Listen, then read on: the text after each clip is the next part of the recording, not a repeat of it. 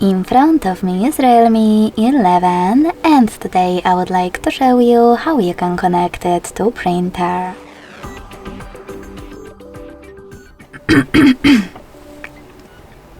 First of all, go into settings and tap on connection and sharing.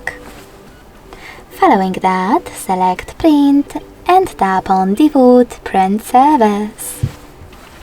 Now wait. Your device is looking for a printer. When it finds one, it will connect to it right away.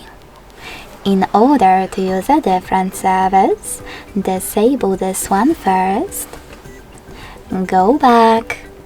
Click on Add Print Service and download the best one for you.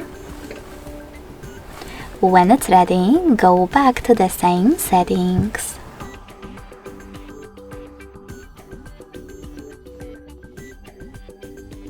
Lastly, click on it and wait as well. Thanks so much for watching. If you enjoyed this video, smash that like button, comment and subscribe. Bye!